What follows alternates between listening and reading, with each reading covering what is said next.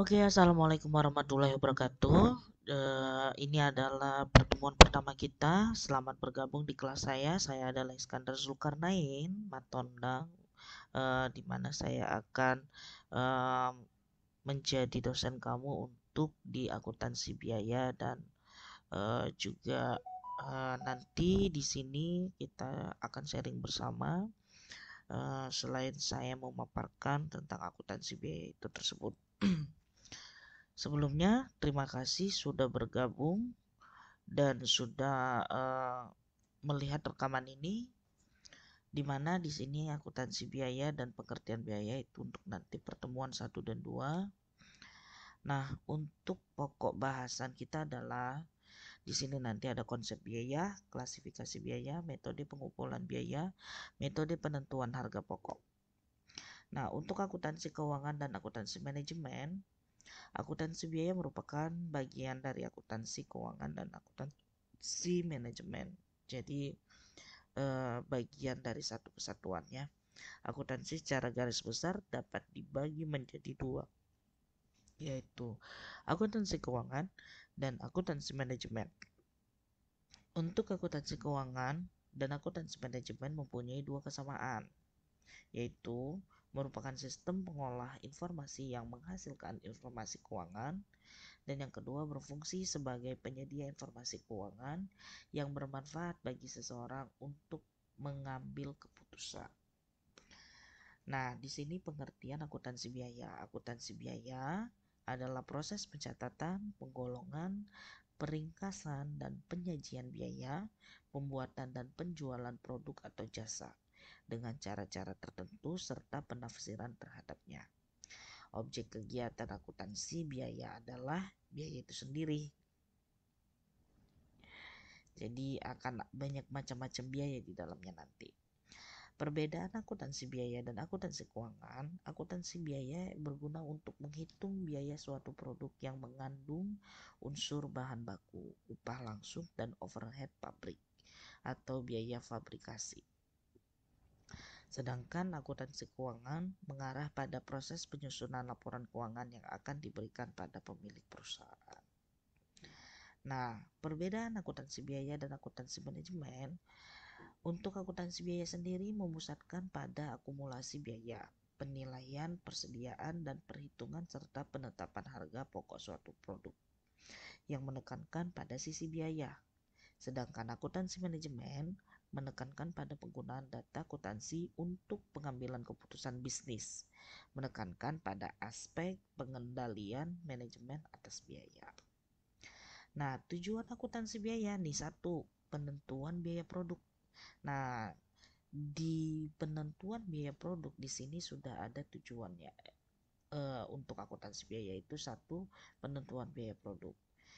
Untuk mencatat, menggolongkan, dan meringkas biaya-biaya pembuatan produk atau penyerahan jasa.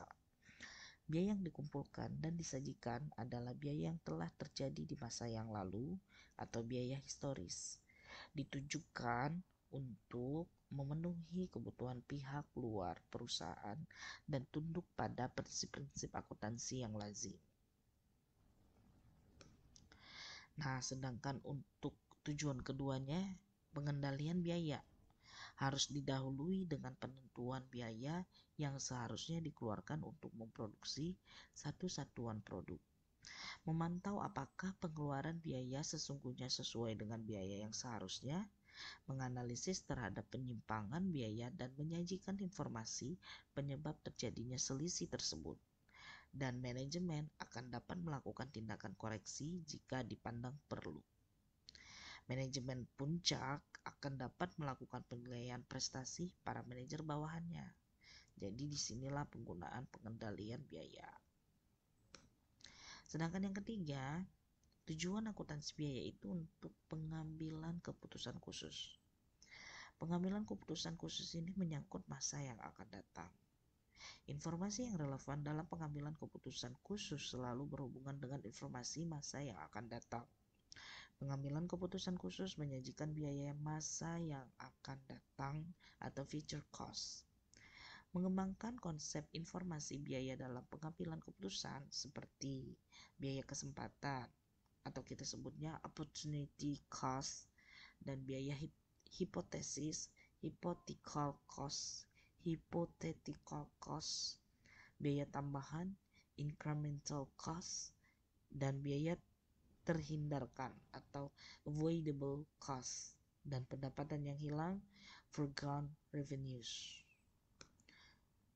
Nah, fungsi akuntansi biaya melakukan perhitungan dan pelaporan biaya harga pokok suatu produk, memperinci biaya harga pokok produk pada segenap unsurnya, dan yang ketiga memberikan informasi dasar untuk membuat perencanaan biaya dan beban. Sedangkan yang keempat memberikan data bagi proses penyusunan anggaran, dan yang kelima memberikan informasi biaya bagi manajemen guna dipakai di dalam pengendalian manajemen. Nah, pengertian biaya dan beban sendiri itu berbeda. Biaya atau cost, pengorbanan sumber ekonomi yang diukur dalam satuan uang yang telah terjadi atau yang kemungkinan akan terjadi untuk tujuan tertentu.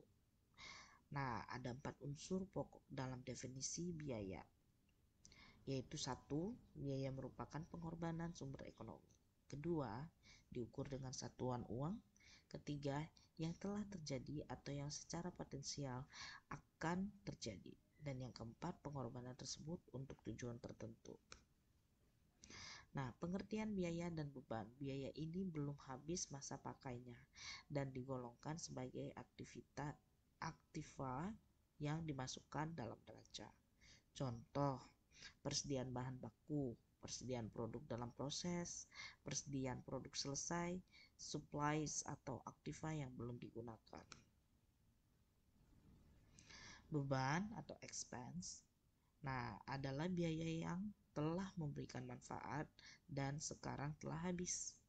Jadi beban ini dimasukkan ke dalam laba rugi sebagai pengurang dari pendapatan. Contoh, beban penyusutan, beban pemasaran, beban yang tergolong sebagai biaya operasi. Oke. Nah, di sini hubungan biaya dan beban. Biaya bisa berfungsi sebagai aktiva yang dapat digunakan di masa yang akan datang, atau sebagai beban perusahaan yang akan dipertandingkan dengan pendapatan, di mana kedua karakteristik tersebut bisa terjadi secara bersamaan atau berurutan. Jika perusahaan menjual barang, maka akan dicatat sebagai biaya pokok penjualan atau cost of goods sold, atau kita sebutnya COGS, di mana barang yang dijual umumnya dalam waktu yang relatif singkat. Maka di sini biaya juga menjadi beban yang akan dibandingkan dengan pendapatan perusahaan. Nah, membedakan biaya dan beban. Nah, contohnya adalah kayak pembelian mesin. Nilai yang akan dikeluarkan untuk memperoleh mesin tersebut adalah biaya. Tetapi setelah dipakai akan menimbulkan penyusutan terhadap mesin yang akan menjadi beban. Kedua, perlengkapan kantor yang masih sisa digolongkan sebagai biaya, sedangkan yang sudah terpakai digolongkan sebagai beban. Nah, ada lagi nih, persediaan bahan, persediaan produk dalam proses, produk selesai yang masih sisa dan belum terjual digolongkan sebagai biaya. Sedangkan yang sudah terjual akan membentuk harga pokok penjualan dan digolongkan sebagai beban. Nah, mengapa informasi biaya diperlukan? Dapat dipakai oleh manajemen sebagai dasar untuk merencanakan alokasi sumber ekonomi yang dikorbankan untuk menghasilkan output. Memungkinkan manajemen melakukan pengelolaan alokasi sumber ekonomi untuk menjamin dihasilkan output memiliki nilai ekonomis yang lebih tinggi dibanding dengan input yang dikorbankan. Di sini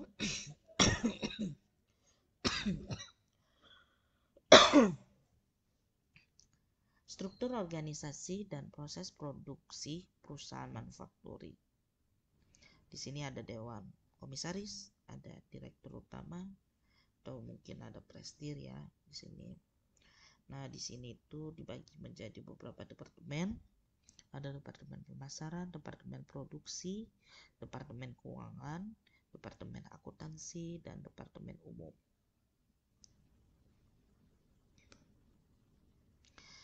Nah, klasifikasi biaya. Klasifikasi biaya atau penggolongan biaya adalah suatu proses pengelompokan biaya secara sistematis atas keseluruhan elemen biaya yang ada ke dalam golongan-golongan tertentu yang lebih ringkas untuk memberikan informasi. Biaya dapat digolongkan menurut satu objek pengeluaran, dua fungsi pokok dalam perusahaan, tiga hubungan biaya dengan sesuatu yang dibiayai, 4. Perilaku biaya dalam hubungannya dengan perubahan volume kegiatan, dan 5. Jangka waktu manfaatnya. Penggolongan biaya menurut objek pengeluaran. Objek pengeluaran merupakan dasar penggolongan biaya. Misalnya, nama objek pengeluaran adalah bahan bakar, maka semua pengeluaran yang berhubungan dengan bahan bakar disebut biaya bahan bakar. Contoh penggolongan biaya atas dasar objek pengeluaran dalam perusahaan. Kertas adalah sebagai berikut. Ada biaya merang, biaya jerami, biaya gaji dan upah, biaya soda, biaya depresiasi mesin, biaya asuransi, biaya bunga, biaya zat warna. Nah, penggolongan biaya menurut fungsi produksi pokok dalam perusahaan. Dalam perusahaan manufaktur ada 3 fungsi. 1. Fungsi produksi, fungsi pemasaran, dan fungsi administrasi dan umum. Oleh karena itu, dalam perusahaan manufaktur, biaya dapat dikelompokkan menjadi 3, yaitu biaya produksi, biaya pemasaran, dan biaya administrasi dan umum. Nah, untuk biaya produksi sendiri merupakan biaya-biaya yang terjadi untuk mengolah bahan baku menjadi produk yang siap untuk dijual. Ya, contohnya adalah biaya depresiasi mesin dan equipment, biaya bahan baku, biaya bahan penolong, biaya gaji karyawan yang bekerja dalam bagian-bagian, baik yang langsung maupun yang tidak langsung berhubungan dengan proses produksi. Menurut objek pengeluarannya, secara garis besar, biaya produksi ini dibagi menjadi biaya bahan baku, biaya tenaga kerja langsung, dan biaya overhead pabrik atau factory overhead cost. Nah, kita ke sini. Biaya bahan baku dan biaya tenaga kerja langsung disebut pula dengan istilah biaya utama atau prime cost. Biaya tenaga kerja langsung dan biaya overhead pabrik sering pula disebut dengan istilah biaya konversi atau conversion cost, yang merupakan biaya untuk mengkonversi atau mengubah bahan baku menjadi produk jadi. Untuk biaya bahan baku sendiri adalah biaya yang dikeluarkan untuk membeli bahan yang menjadi bagian pokok dari produksi selesai. Contoh, perusahaan mebel membuat meja dan kursi, bahan bakunya adalah kayu. Maka pengeluaran uang untuk membeli kayu tersebut akan menjadi biaya bahan baku.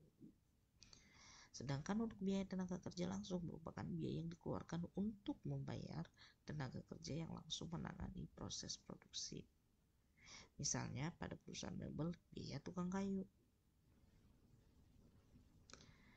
Nah, biaya overhead pabrik adalah biaya yang dikeluarkan bagian produksi selain biaya bahan baku dan biaya tenaga kerja langsung, seperti biaya bahan penolong, gaji mandor, biaya tenaga kerja tidak langsung lainnya, perlengkapan atau supplies pabrik, penyusutan listrik dan air, biaya pemeliharaan dan suku cadang, dan lain-lain biaya di pabrik. Sedangkan untuk biaya pemasaran merupakan biaya-biaya yang terjadi untuk melaksanakan kegiatan pemasaran produk. Contohnya adalah biaya iklan, biaya promosi, biaya angkutan dari gedung perusahaan ke gudang pembeli, gaji karyawan bagian-bagian yang melaksanakan kegiatan pemasaran, dan biaya contoh ataupun sampel. Nah, biaya administrasi merupakan biaya-biaya untuk mengkoordinasi mengoordinasikan kegiatan produksi dan pemasaran produk. Contohnya, biaya ini adalah biaya gaji karyawan bagian keuangan, akuntansi, personalia, dan bagian hubungan masyarakat. Biaya pemeriksaan akuntan dan biaya fotokopi juga termasuk di dalamnya. Penggolongan biaya menurut hubungan biaya dengan sesuatu yang dibiayai. Jadi, sesuatu yang dibiayai dapat berupa produk atau departemen. Dalam hubungannya dengan sesuatu yang dibiayai, biaya dapat dikelompokkan menjadi dua golongan, yaitu satu, langsung atau direct cost. Yang kedua adalah biaya tidak langsung adalah indirect cost. Dalam hubungan dengan departemen, biaya dibagi menjadi dua golongan, yaitu biaya langsung departemen dan biaya tidak langsung departemen. Nah, untuk biaya langsung atau direct cost, biaya langsung adalah biaya yang terjadi yang penyebab satu-satunya adalah karena adanya sesuatu yang dibiayai. Jika sesuatu yang dibiayai tersebut tidak ada, maka biaya langsung ini tidak akan terjadi. Biaya produksi langsung terdiri dari biaya bahan baku dan biaya tenaga kerja langsung. Untuk biaya langsung departemen atau direct department cost adalah semua biaya yang terjadi di dalam departemen tertentu. Contohnya adalah biaya tenaga kerja yang bekerja dalam departemen pemeliharaan merupakan biaya langsung departemen bagi departemen pemeliharaan. Sedangkan yang kedua, indirect cost, biaya tidak langsung. Biaya tidak langsung adalah biaya yang terjadi tidak hanya disebabkan oleh sesuatu yang dibiayai. Biaya tidak langsung dalam hubungannya dengan produksi disebut dengan istilah biaya produksi tidak langsung atau biaya overhead pabrik, factory overhead cost. Biaya ini tidak mudah diidentifikasikan dengan produk tertentu. Nah, untuk biaya tidak langsung sendiri, indirect cost, dalam hubungannya dengan departemen, biaya tidak langsung adalah biaya yang terjadi di suatu departemen, tetapi manfaatnya dinikmati oleh lebih dari satu departemen. Contoh, biaya yang terjadi di departemen pembangkit tenaga listrik. Biaya ini dinikmati oleh departemen-departemen lain dalam perusahaan, baik untuk penerangan maupun untuk menggerakkan mesin dan equipment yang mengkonsumsi listrik. Bagi departemen pembangkit listrik, biaya listrik yang diterima dari alokasi biaya departemen pembangkit tenaga listrik merupakan biaya tidak langsung departemen. Oke, nah di sini kita masuk ke penggolongan biaya menurut perilakunya dalam hubungan dengan perubahan volume aktivitas.